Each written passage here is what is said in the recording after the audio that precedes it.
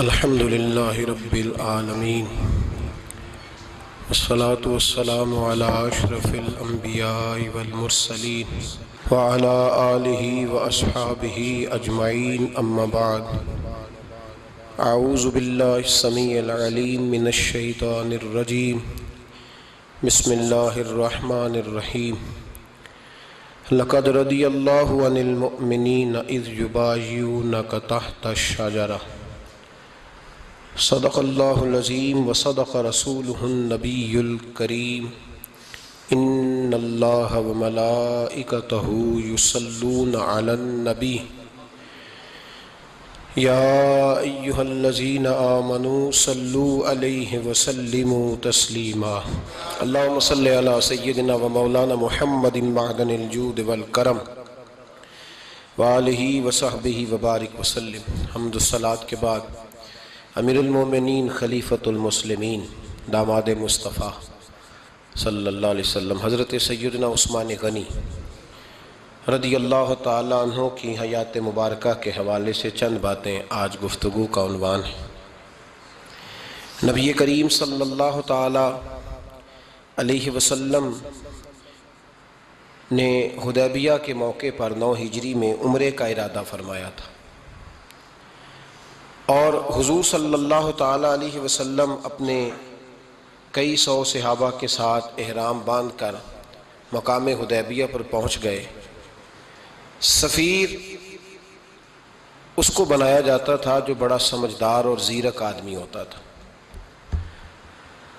نبی پاک صلی اللہ علیہ وسلم نے اس موقع پر جس کو اپنا سفیر بنا کے بھیجا وہ حضرت سیدنا عثمان غنی رضی اللہ تعالیٰ عنہ۔ حضور نے انہیں سفیر بنا کر کے مکہ مکرمہ میں بھیج دیا اور 2 ٹارگٹ دیے اپنے سفیر کو، 2 باتیں فرمائیں۔ فرمائے ایک تو جا کے مکے والوں کو بتاؤ کہ ہم جنگ کرنے نہیں آئے، اللہ کے گھر کا دیدار کرنے آئے، اور بڑے پرامن طریقے سے ہم طواف کریں گے، سعی کریں گے، عمرہ کریں گے، لوٹ جائیں گے۔ یہ ہمارا واحد ایجنڈا ہے، اس کے علاوہ کوئی پروگرام نہیں ہے۔ اور دوسرا انہیں یہ بتاؤ ان لوگوں کو جو ایک زمانے سے مکہ مکرمہ میں کفار مکہ کے ظلم سہ رہے ہیں، ہمارے وہ غلام جو یہاں بڑی تکلیف میں ہیں، ان کو یہ خبر دے دو، عثمان انہیں میرا پیغام دے دینا کہ اب تمہاری مشکلات کے دن تھوڑے رہ گئے، اب بڑی جلدی اللہ تبارک و تعالی دین اسلام کو فتح عطا فرما دے گا۔ حضرت عثمان غنی تشریف لے گئے۔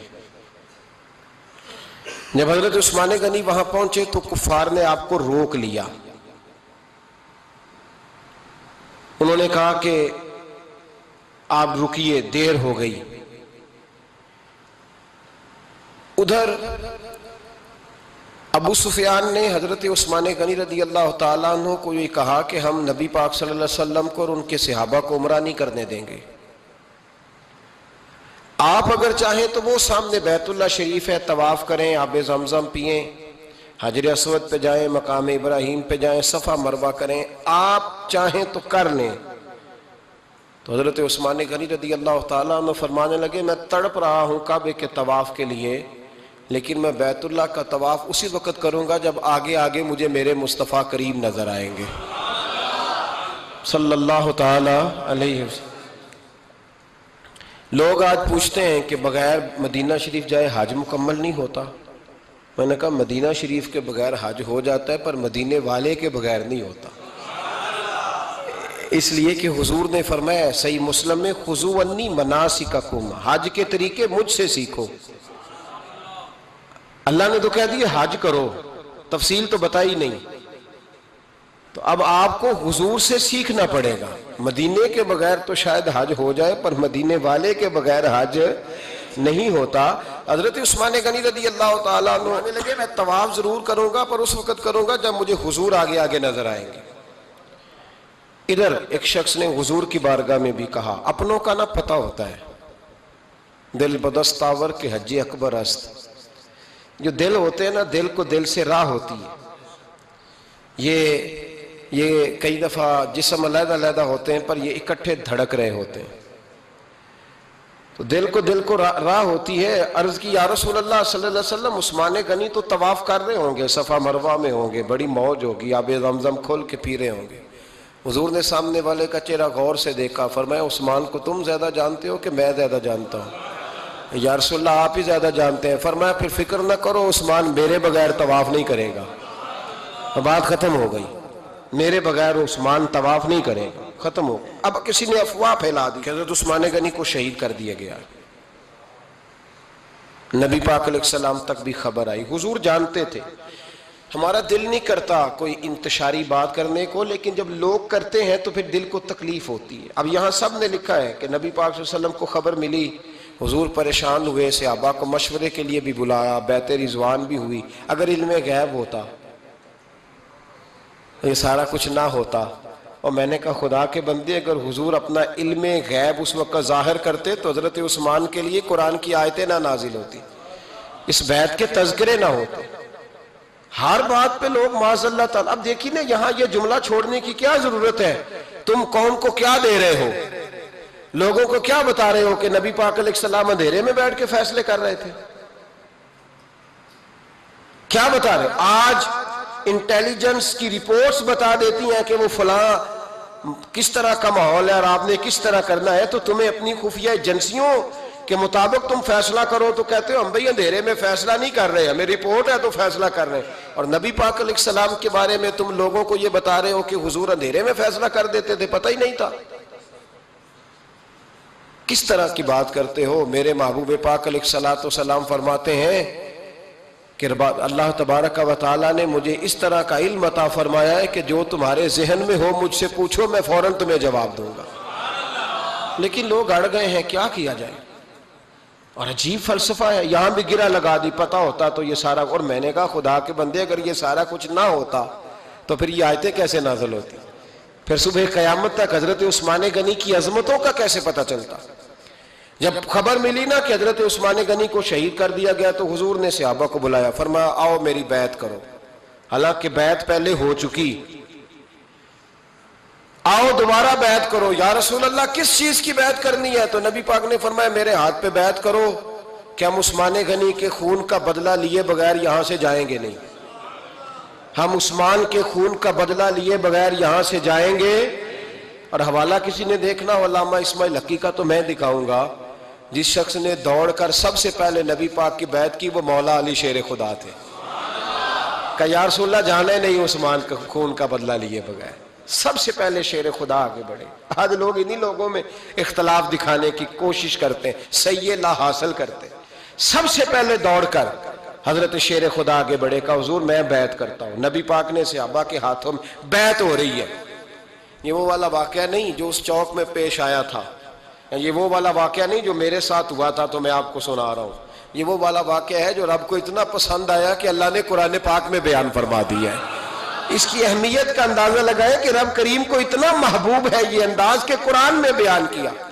ایک درخت تھا، کانٹوں والا درخت، اس کو شارحین نے لکھا ہے. کچھ لوگ کہتے ہیں بیری کا درخت تھا.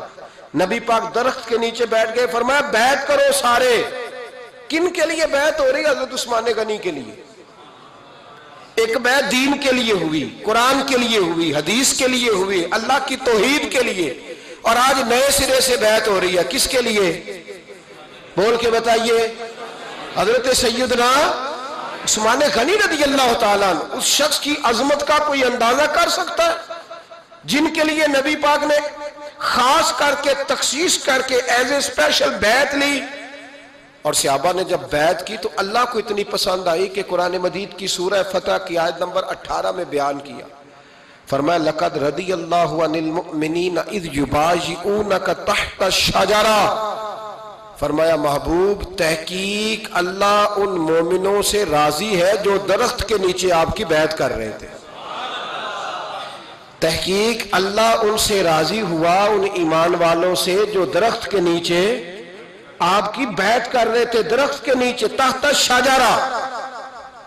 قرآن مجید کے الفاظ اگر آپ غور کریں گے تو آپ کو حضرت عثمان غنی کی عظمت کا پتہ چلے گا اور اس واقعے کی حساسیت کی آپ کو سمجھ آئے گی کہ بیعتیں تو مسجد میں بھی ہوئی لیکن نام لے کے نہیں کہا محبوب جنہوں نے مسجد میں بیعت کی. نام لے کے نہیں کہا، حالانکہ وہ بیعتیں بھی اللہ کو بڑی محبوب ہے. بیعتیں تو میرے بھائی نبی پاک نے بیت اللہ شریف کے پاس بھی کی، مسجد نبوی میں بھی کی، لیکن یہاں نام لے کر کوئی بھول نہ جائے. کسی نے کہہ دینا تھا کوئی اور بیعت تھی جی، لوگ شرع کر رہے ہیں نا مرضی، وہ تو کسی اور کی بیعت. نام لے کے کہا محبوب تحت شجرہ، وہ جو درخت کے نیچے بیعت ہوئی، وہ جو بیعت درخت کے نیچے ہوئی، اور جنہوں نے بیعت کی لقد رضی اللہ عن المومنین، تحقیق اللہ ان مومنوں سے راضی ہو گیا. اللہ ان مومنوں سے. صحیح بخاری صحیح مسلم میں صحابہ نے پوچھا یا رسول اللہ اللہ کس طرح راضی ہوا ہے؟ فرمایا آج جس نے میرے ہاتھ پہ بیعت کی ہے رب کریم نے وعدہ کر لیا سب کو جنت عطا فرمائے گا، جنتی ہو گئے سارے.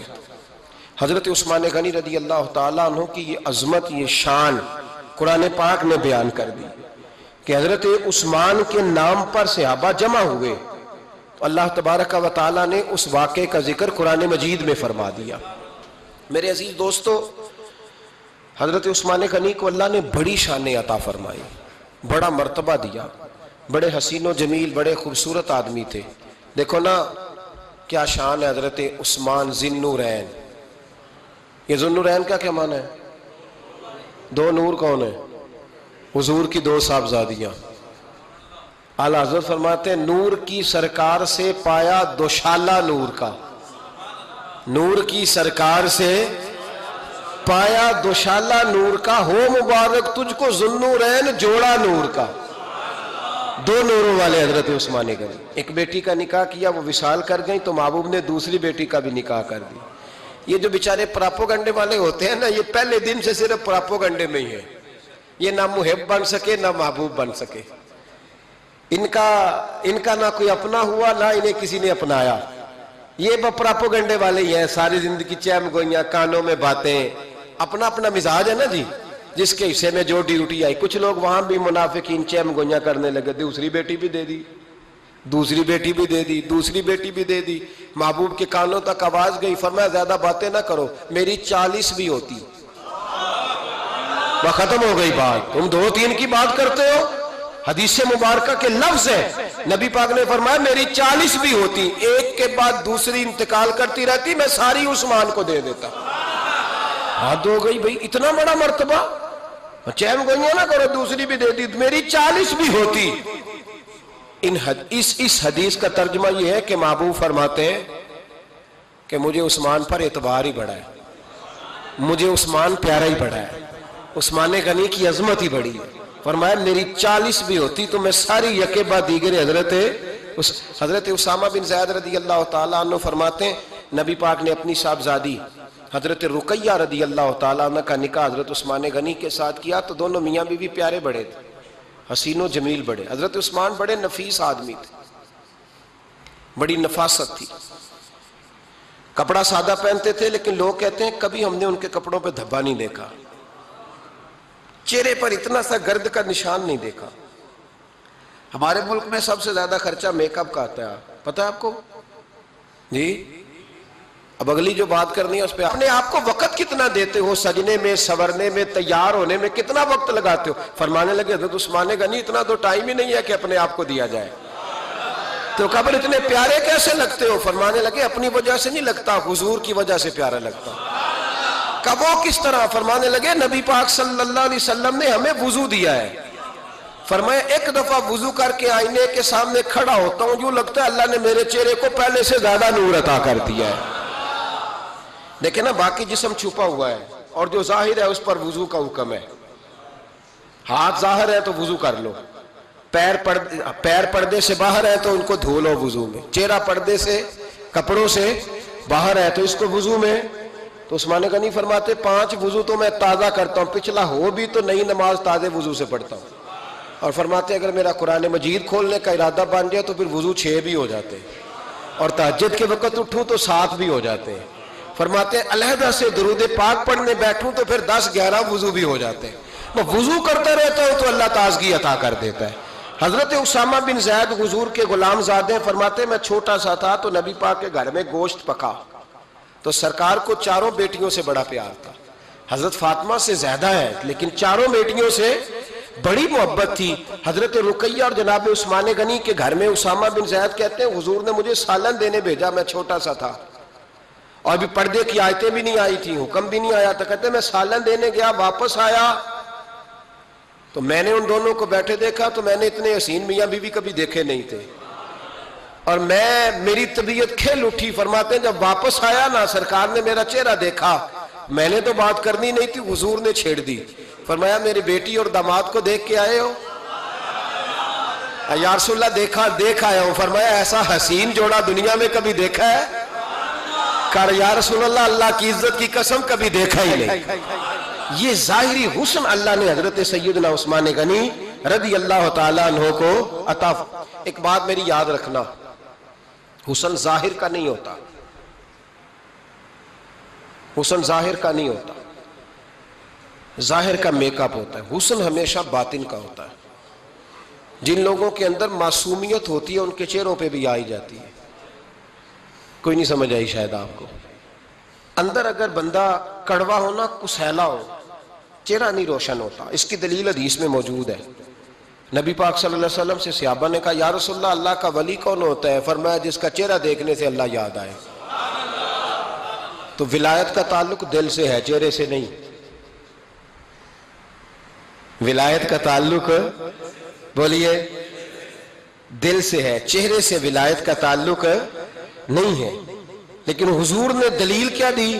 چہرہ دیکھو تو اللہ یاد آئے. گویا محبوب نے فرمایا کہ دل اگر ولی کا ہو تو پھر اللہ تعالیٰ دل کی برکت سے چہرہ بھی نورانی عطا فرما دیتا ہے. چہرہ بھی نورانی. بہت سارے میں نے ایسے بزرگوں کو دیکھا جن کے رنگ گورے نہیں تھے پر نورانی تھے. ہمارے علامہ فیض احمد اویسی صاحب رحمۃ اللہ علیہ میرے استاد گرامی کا رنگ گورا نہیں تھا, لیکن جو بابا جی کو دیکھتا تھا فدا ہی ہو جاتا تھا. رنگ گورا نہیں تھا, گندمی تھا, لیکن کیا بات تھی چہرے کی معصومیت کی. تو یاد رکھیں حضرت عثمان غنی کے باطن میں جو حسن تھا, جو وقار تھا, وہ چہرے سے چھلکتا تھا. چند خوبیاں بڑی زیادہ تھی حضرت عثمان غنی میں, بہت زیادہ تھی چند خوبیاں. ایک بہت بڑی خوبی حضرت عثمان غنی کی جس کو نبی پاک نے بڑا چاہا, وہ تھا حضرت عثمان غنی کا سخی ہونا.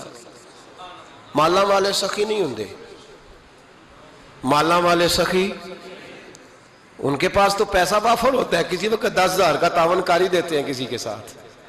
وہ سخی نہیں ہوتے بھائی. کسی ایک بندہ 1.5 کروڑ کی اسامی ہے تو کسی کو 20,000 کا تعاون کر دے, سخاوت تھوڑی ہے.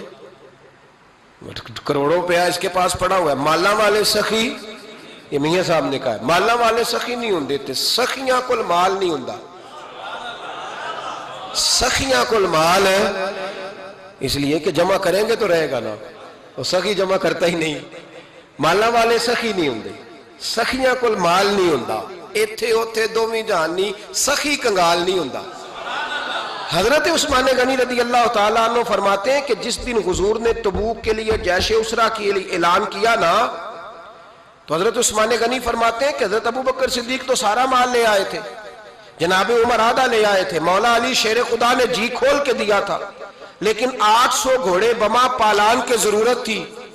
یعنی 800 فوجیوں کا خرچہ, اپنے لفظوں میں بات کر رہا ہوں.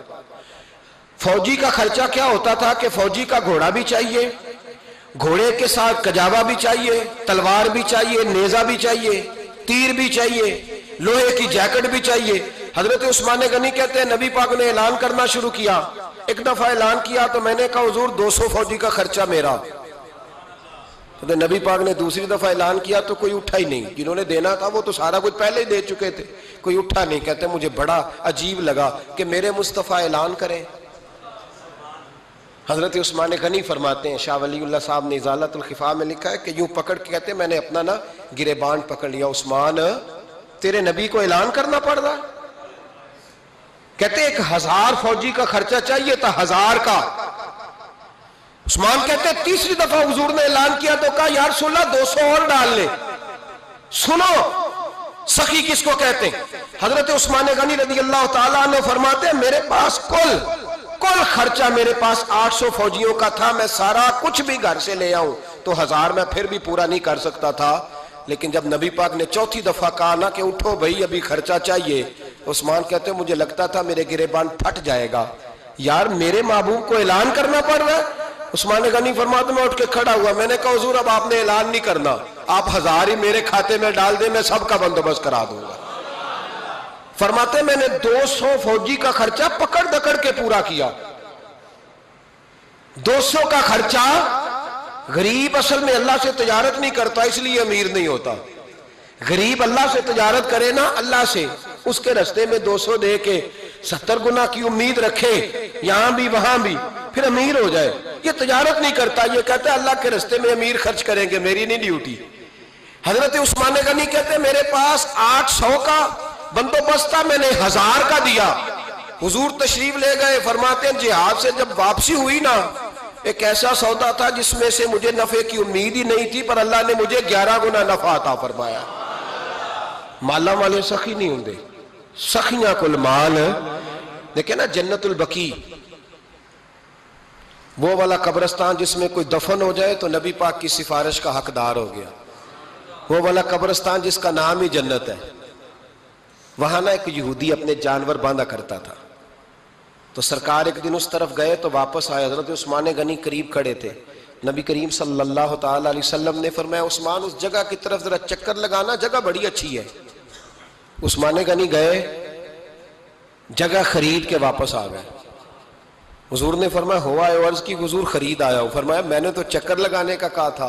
کہا یا رسول اللہ آپ نے یہ بھی تو فرمایا تھا جگہ بڑی اچھی ہے، تو جس کو آپ نے اچھا کہہ دیا یہودی کے پاس تو نہیں نہ رہنی چاہیے، تو میں نے خرید دی۔ شرم نہیں آتی لوگوں کو۔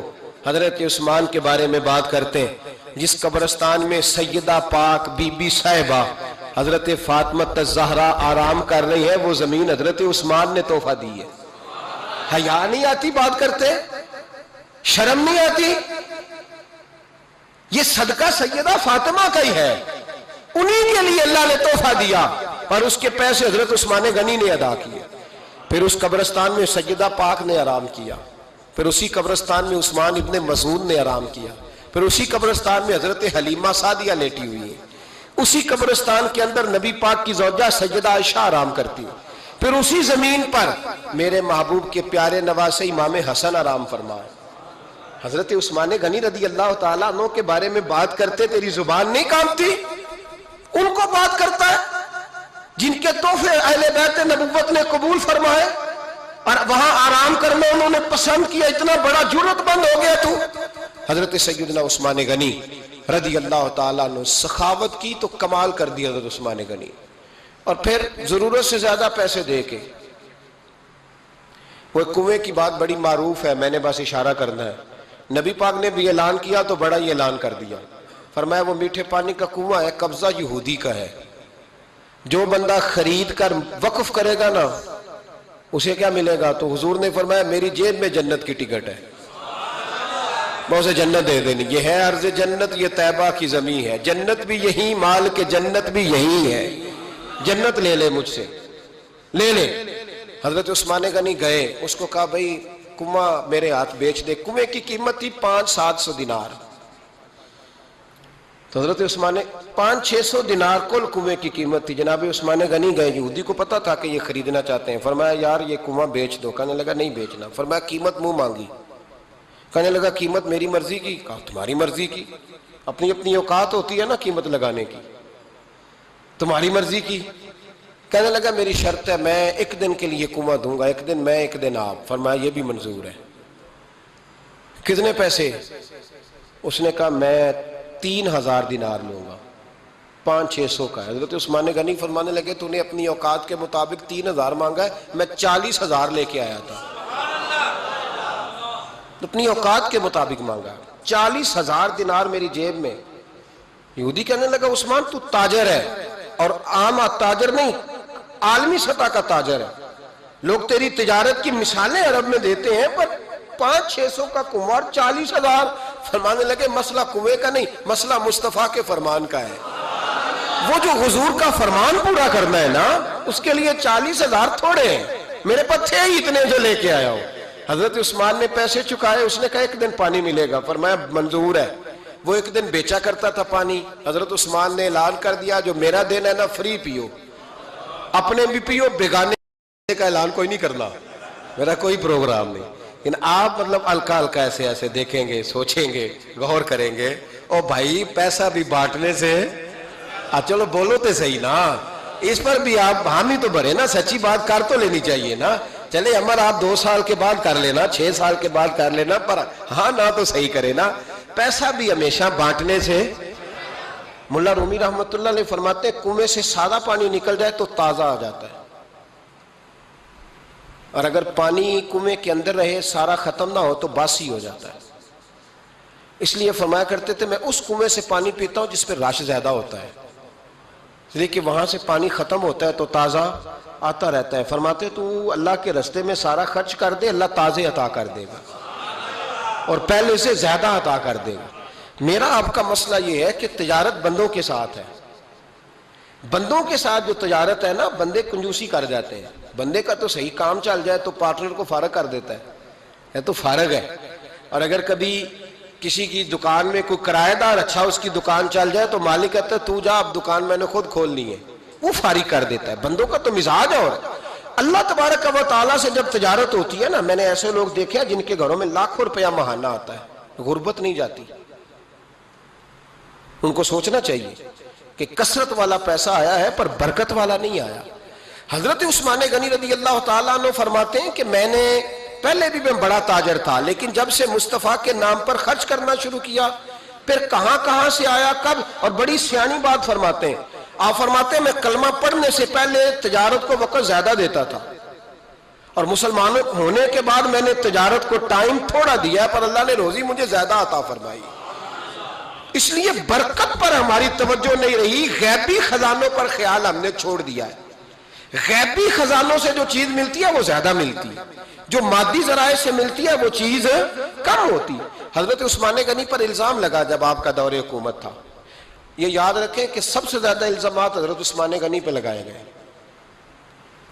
جن بندوں کے قد کاٹ زیادہ ہوتے ہیں ان کے خلاف پراپوگنڈے بھی لمبے چوڑے ہی ہوتے ہیں۔ بڑی بڑی بات یاد رکھنا، کہا گیا کہ حضرت عثمان لوگوں کو نوازتے بڑا ہے، بڑا دیتے ہیں حضرت عثمان غنی۔ تو حضرت عثمان غنی فرمایا کرتے تھے حکمران تو میں آج بنا ہوں تو میں تو پہلے بھی بڑا دیتا تھا، وہ کس خزانے سے دیتا تھا؟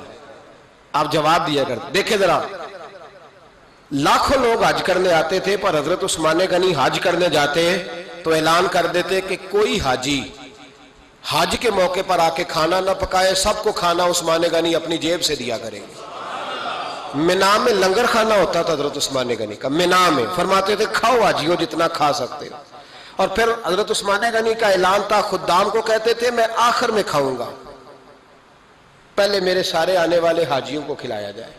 ایک مجھ سے نا ایک دوست نے سوال پوچھا 4-5 دن ہو گئے، کچھ سوال ایسے ہوتے ہیں جو بندے کو نا چوراہے پہ لا کے کھڑا کر دیتے ہیں، زندگی میں نہ بھولنے والے سوالات ہوتے ہیں۔ ایک شخص نے سوال پوچھا، کہنے لگا اوکاڑے دینی اور مذہبی گھرانہ ہے، اوکاڑے سے تعلق ہے، میرے ساتھ محبت کا رشتہ ہے۔ کہنے لگے بیٹی کی شادی کر دی ہے راولپنڈی میں، آپ کی بھی بیٹیاں ہیں، میری بھی بیٹی ہے، بیٹی کی شادی کر دی ہے راولپنڈی میں، اب بچی چند دن رہنے آئی ہے، پوچھنا یہ ہے کہ نماز پوری پڑھے گی کہ قصر پڑھے گی؟ تو میرا تو اس نے کام کر دیا، حد ہو گئی، رو رو کے برا حال۔ میں نے کہا یار تو بند کر دے فون، رات کو بتاؤں گا۔ کیا پوچھ لیا یار تو نے؟ بیٹی مسافر نہیں ہوتی، بیٹی تو مہرانی ہوتی ہے باپ کے گھر کی۔ تو بیٹی مطلب کیسے بتاؤں کہ دل کرتا ہے کہ بیٹی وہ صرف ہنسے، وہ روئے کبھی نہ، یہ دعا ہوتی ہے۔ تو نے اتنا بڑا سوال کیوں کیا؟ بہرحال علماء کو کچھ چیزوں کے جواب دینے پڑتے ہیں۔ میں نے کہا میں رات کو بتاؤں گا۔ رات کو پھر فون آیا کہ آپ تو بڑی جلدی جواب دینے کے عادی ہیں تو دیر کیوں کر دی؟ تو میں نے کہا یار جواب تو میرے پاس تھا لیکن ہمت نہیں تھی ابھی۔ تو میں نے کہا کہ اگر تو بیٹی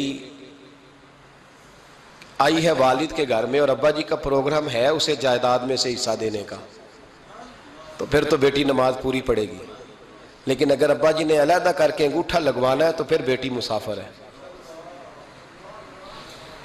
اگر ابا جی نے اس کو علیحدہ کر کے انگوٹھا لگوانا ہے نا کہ دے دے بھائیوں کو، خیر ہے تیری شادی پہ خرچہ کر دیا ہے، اگر ابا جی کے دل میں نے کہا یہ ابے سے فتویٰ پوچھ لو، اگر ابا جی کے دل میں چور ہے نا کہ بیٹی کو دینا کچھ نہیں، تو پھر بیٹی نے نماز قصر پڑھنی ہے، اس لیے کہ پھر وہ وہاں حصے دار۔ اس کی دلیل حضرت عثمان غنی رضی اللہ تعالیٰ عنہ حج کے لیے تشریف لے گئے تو لوگوں نے حضرت عثمان غنی سے کہا کہ نبی پاک بھی قصر نماز پڑھتے تھے، حضرت عمر بھی حج کے موقع پر قصر پڑھتے، حضرت ابو بکر بھی، آپ کیوں پوری پڑھتے؟ فرمایا ان کا مکے میں گھر کوئی نہیں تھا، میرے تو پورے کے پورے باغ ہیں، تو میں یہاں مسافر نہیں ہوں، میں یہاں مقیم ہوں، تو اگر تو بیٹی کا حصہ بھی ہے ابا جی کے گھر میں تو پھر وہ نماز پوری پڑے گی۔ لیکن اگر ابا جی نے اللہ تعالیٰ خیر فرمائے بیٹوں کے حق میں فیصلہ سنا دیا ہے اور انہوں نے بیٹی سے کہہ دیا ہے کہ چھوڑ، جو بیٹیاں حصہ لیتی ہیں ان کے بھائی نہیں ملتے تو نہ ملے بھائی، کوئی حرج نہیں، ضروری ہے ظالم بھائیوں سے رابطہ رکھنا جو کھا جائے بہنوں کا حصہ۔ والد ظالم ہے، ظالم ہے باپ، بیٹے کو حصہ دیتا ہے بیٹی کو نہیں دیتا۔ اور یہ 1.5 مربے والے جاگیردار کی بات نہیں کر رہا، جس کا 4 مرلے کا مکان ہے اس کی بیٹی کا بھی حصہ بنتا ہے۔ کیوں کھاتے ہو بیٹیوں کا حصہ؟ ڈر نہیں آتا اللہ تعالیٰ سے؟ کیوں کھاتے ہیں لوگ بیٹیوں کا حصہ؟ جب اللہ رسول نے رکھا ہے تو کیوں کھا جاتے؟ اور پھر کہتے ہیں جناب بڑا پیار ہے بیٹی سے، رونے دھونے کے لیے پیار ہے۔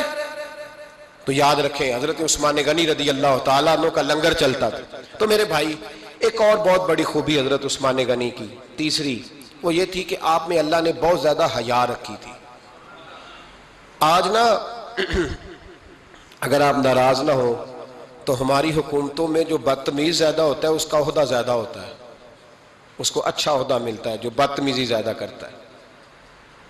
اور ہمارے ہاں نوجوان سمجھتے ہیں کہ کھل کے پھرنا، کھل کے کھانا، مرضی کا لباس پہننا۔ ہمارے ایک بزرگ فرمایا کرتے تھے جب سے پیسے لوگوں کے پاس زیادہ آئے ہیں لباس چھوٹے ہو گئے، پیسہ زیادہ آ گیا کپڑے جسموں پہ سکڑ گئے۔ لوگ سمجھتے ہیں کہ بس جو دل میں آئے کہہ دینے کا نام جمہوریت ہے، آزادی رائے ہے۔ حضرت عثمان غنی رضی اللہ تعالیٰ عنہ شرم و حیا کے پیکر تھے، بڑا پیسہ تھا، بڑا کچھ تھا، لوگ ڈرتے تھے، سردار بھی تھے، جو چاہتے کر سکتے، روب طاری ہوتا۔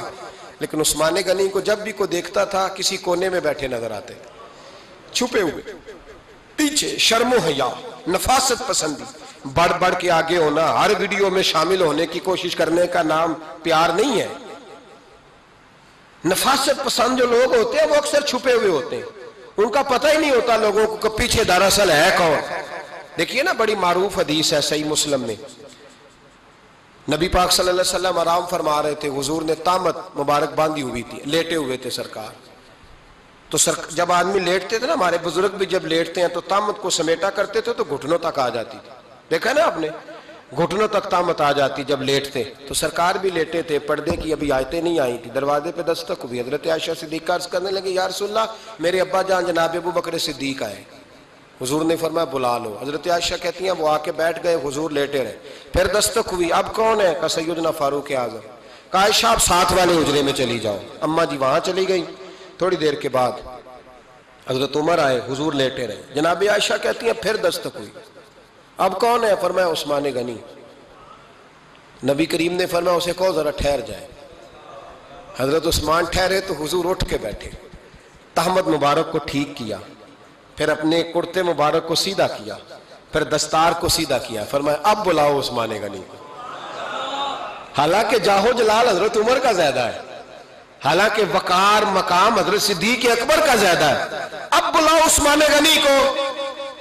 حضرت عثمان غنی رضی اللہ تعالیٰ عنہ آئے، بیٹھے، بات چیت ہوئی، تینوں چلے گئے۔ حضرت عائشہ صدیقہ کہتی ہے میرے ذہن میں سوال رہ گیا، میں نے عرض کی یا رسول اللہ صلی اللہ تعالیٰ علیہ وسلم وہ 2 لوگ آئے، آپ بیٹھے رہے، عثمان آئے تو آپ نے اہتمام کیا، کیا لفظ ہے اور لفظوں میں تاثیر ہے، اور جملے 2 کہے نبی پاک نے لیکن کتنا بڑا ان کا مرتبہ بیان کیا۔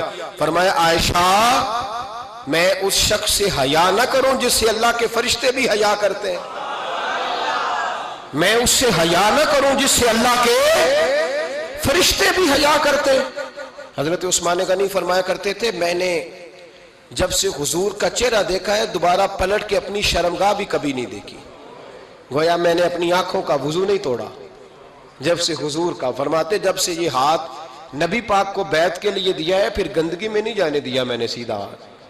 حضرت عثمان غنی فرمایا کرتے تھے میں اپنے گھر کے اندر اپنے غسل خانے میں 4 دیواری کے اندر بھی کپڑوں سمیت غسل کرتا ہوں، مجھے حیا آتی ہے غسل خانے میں بھی کپڑے. اور سنو ایک اور بڑی بات اہم، آپ فرمایا کرتے تھے میری جو محرم عورتیں ہیں نا، محرم پھپھی خالہ، میری جو محرم عورتیں ہیں، فرمایا کرتے تھے میں نے کبھی ان کے بھی چہرے آنکھ بھر کے نہیں دیکھے، ان کے بھی چہرے کبھی میں نے آنکھ بھر کے نہیں دیکھے. جو میری محرم عورتیں ہیں پھپھی خالہ، فرماتے تھے ان سے بھی جب بات کرتا ہوں تو میں چہرہ جھکا کے. ہمارے ہاں تو کزن ایک دوسرے سے سلام لیتے ہیں، لڑکیاں لڑکے کزن ایک دوسرے سے سلام لیتے ہیں. بچیاں آیا کرتی تھی تو میری کبھی کبھی مجھے بتایا جاتا تھا، میں نے ایک پابندی لگا دی، بچیاں جب مدرسے میں آتی تھی کہ جو دور سے بچی آئے اس کو جس آدمی کا نام لکھا ہو بتایا جائے وہی لینے آئے. ایک دن مجھے اطلاع دی گئی کہ آپ تھوڑی دیر آئیں. میں گھر گیا تو مجھے بتلایا گیا کہ ایک بچی ہے تو اس کو جو پہلے لینے آتا تھا وہ نہیں آیا، کوئی اور آیا. میں نے اس کے بھائی کو فون کیا کہ آپ لینے نہیں آئے. کہنے لگے یہ کزن ہے ہمارا، اس کے ساتھ بھیج دیں، آپ ہمارا ہی کزن ہے، خالہ زاد ہے. میں نے کہا یار آپ کہاں ہو؟ کہنے لگے مجھے 20-25 منٹ لگ جائیں گے. تو میں نے کہا ابھی کلاسیں بھی جاری ہیں تو آپ ہی آ جانا خود ہی. کہنے لگا سب آپ بھیج دیں، مجھے اعتبار ہے اس پہ. میں نے اس کو ایک بات کہی جو آپ کو بھی کہتا ہوں، میں نے کہا یار تمہیں اعتبار ہے تو اللہ رسول کو اعتبار کیوں نہیں؟ انہوں نے کیوں غیر محرم بنایا؟ عجیب تماشا ہے. مجھے پھپھی ذات پہ، خالہ ذات پہ، ماموں ذات پر اعتبار ہے، نبی پاک کو کیوں نہیں؟ آپ کو زیادہ پیار ہے لوگوں سے یا نبی پاک کو امت سے زیادہ پیار ہے؟ کیا مطلب تماشا ہے؟ کیا مزاج بنا لیا میں نے اور آپ؟ نبی پاک نے ایک شخص پر اعتبار نہیں کیا، پر میں اس سے پردہ کرو. آپ نے اور میں نے کیسے کر لیا؟ نبی پاک نے خالہ ذات، پھپھی ذات، دیور پر، جیٹ پر، سالے پر، بہنوئی پر اعتبار نہیں کیا، پابندی لگا دی. تو نے کیسے کیا؟ تیرے دل میں زیادہ درد ہے، تو زیادہ دین کو سمجھنے لگا ہے، انسانیت زیادہ اچھل آئی ہے تیرے اندر. اعتبار کیا ہوتا؟ یاد رکھنا دنیا میں جتنے گھر تباہ ہوئے ان لوگوں کی وجہ سے نہیں ہوئے جن پر اعتبار نہیں تھا، ان کی وجہ سے ہوئے جن پر اعتبار تھا. گھر کا بیٹی لنکا ڈھائے، باہر والے آ کے کبھی بھی گھر میں کوئی نقب زنی نہیں کرتے، جب بھی کرتے ہیں اعتبار والے کرتے. میرے رسول پاک علیہ الصلوۃ والسلام کی وہ ازواج جن پر اللہ کو اتنا اعتبار ہے کہ رب کہتا ہے میرے محبوب کی بیویوں تمہاری جیسی دنیا میں دوسری ہے ہی کوئی نہیں. اللہ کو اتنا اعتبار ہے. لیکن ایک نابینا صحابی آئے تو حضور کی 2 ازواج بیٹھی تھی تو نبی پاک نے فرمایا پردہ کرو. یا رسول اللہ وہ تو نابینا ہے. فرمایا تمہیں تو نظر آ رہا ہے نا، تمہاری آنکھیں تو کھلی ہوئی ہیں. حضور کو اعتبار نہیں تھا. بس کر دیں. سب سے بڑا ظالم وہ ہے جو کہتا ہے مجھے بیٹی پہ اعتبار ہے. وہ ظالم ہے، وہ اپنی بیٹی کے ساتھ ظلم کر رہا ہے. جو کہتا ہے مجھے اعتبار ہے، کالج جا رہی ہے، یونیورسٹی جا رہی ہے، اکیلے آ جا رہی ہے، مجھے اعتبار ہے. یہ ظلم کر رہا ہے بچی کے ساتھ. وہ تو بچی ہے، اس کا تو ذہن کمزور ہے. ہو سکتا ہے صاف دل ہو، لیکن سامنے جو شیطان چوکوں میں گلیوں میں دائیں بائیں گھوم رہے ہیں وہ تو صاف دل نہیں ہے نا، وہ تو معصوم طبع نہیں ہے نا. تو بعض اوقات بڑے اچھے نفیس بچے بھی شیطانوں کا شکار ہو جاتے ہیں. خدا کا خوف کریں. حضرت عثمان غنی کی زندگی، حضرت عثمان فرماتے ہیں جو محرم عورتیں تھیں ان کی طرف بھی آنکھ بھر کے نہیں دیکھا، اس لیے کہ وہ خاتون ہے، میں مرد ہوں، میری حیا مانے. آج لوگوں کو شوق ہو گیا عورتوں کی مجلس میں دوڑ دوڑ کے جانا، وہاں بیٹھنا، وہاں وقت بتانا. پیرانے عظام کہتے ہیں کہ وہ درویشنیوں کے بیچ بیٹھے ہیں جی، باپ بیٹی ہوتے ہیں جی، مریدنی اور پیر. میں نے کہا کوئی نہیں ہوتے. اس رشتے پر استدلال ہے. اعلیٰ حضرت فرماتے ہیں واجب ہے پردہ پیر اور مریدنی کا. یہ پردہ واجب ہے. اگر کوئی شخص اس طرح بے پردہ بیعت لے گا، بیچ میں بیٹھے گا، تو اس کا تو مرید ہونا ویسے ہی حرام ہے، جائز ہی نہیں ہے. جو سارا دن تویز دھاگے کے لیے بیٹھا رہے اور بیویوں سے گفتگو کرتا رہے. خدا را حضرت عثمان غنی رضی اللہ تعالیٰ عنہ کی زندگی میں جو باتیں ہمیں بہت زیادہ ملتی ہیں ان میں نفاست ہے، آپ کی حیا ہے، سخاوت ہے. ایک بات اور سن لیں، بڑا ستایا گیا حضرت عثمان غنی کو، پراپوگنڈے کیے گئے، آپ کے خلاف مہم چلی. عبداللہ ابن سبا نے بڑی مہم جوئی کی آپ کے خلاف. یہودیوں نے مسلمانوں کا روپ دھار کر بڑا آپ کو ستایا، تکلیفیں دی. جی آپ اپنے رشتہ داروں کو بڑا دیتے ہیں. فرمایا کرتے تھے جیب سے دیتا ہوں، مال خزانہ سے نہیں دیتا. حضرت عثمان غنی رضی اللہ تعالیٰ عنہ کو بڑا ستایا گیا. یہ واحد خلفائے راشدین میں خلیفہ ہے جن کا 40 دن پانی بند کیا گیا، کھانا نہیں آنے دیا گیا. لیکن کمال ہستی حضرت عثمان غنی کی.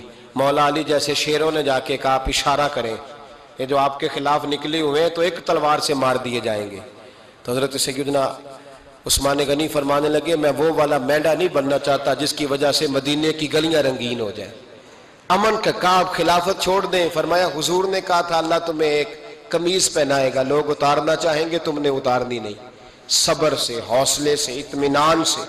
یہ وہ واحد ہستی ہے حضرت عثمان غنی، انہوں نے شہادت قبول کر لی لیکن تلوار نہیں چلنے دی، لوگوں کو ایک دوسرے کے گلے نہیں کاٹنے دی. وہ شخصیت ہے حضرت عثمان غنی کی. لیکن بڑا ستایا گیا، بڑا پراپوگنڈا. مجھے بتائیے اس کے بارے میں اللہ قرآن کی آیتیں نازل کر دے اور جس کے بارے میں مصطفیٰ کریم ایک بار نہیں تین بار جنت کی بشارت عطا کر دے. کوئی بندہ ہمیں تاریخ بتائے، حوالے دے، کہانیاں سنائے تو ہم اس کی کہانیاں دیکھیں گے یا نبی پاک کا فرمان دیکھیں گے؟ بولیں، جا کے بولیں، جا کے. کسی کہانی پر کبھی بھی کان. بس ایک حدیث میں نے بڑی دفعہ سنائی ہے، پھر سناتا ہوں، ترمذی میں ہے. نبی پاک جنازگاہ تک گئے جنازہ پڑھنے. یا رسول اللہ فلاں آدمی انتقال کر گیا. جنازگاہ تک تشریف لے گئے جنازہ پڑھانے، لیکن جنازگاہ تک پہنچ کر محبوب نے فرمایا اس کا جنازہ نہیں پڑھانا. یا رسول اللہ کیوں؟ فرمایا اس لیے کہ یہ عثمان غنی سے بغض رکھتا تھا. تو حضور تو اس کا جنازہ نہیں پڑھتے. خبردار کسی داستان پہ کان نہ دھریں. عقلیں دوڑاتے پھرتے ہیں لوگ، ایسے ہوا تھا تو ویسے ہوا تھا تو اس نے کہا تھا تو اس نے کہا تھا. ہمیں اس کی اس کی نہیں خبر، ہمیں تو مصطفیٰ کا پتہ ہے. جو حضور نے جن کی شان بیان کر دی ان کی شان پر ہم کسی تاریخ کا حوالہ مزید ضرورت محسوس ہے. بس اپنی طبیعت میں سادگی اور صفائی پیدا کریں، سخاوت پیدا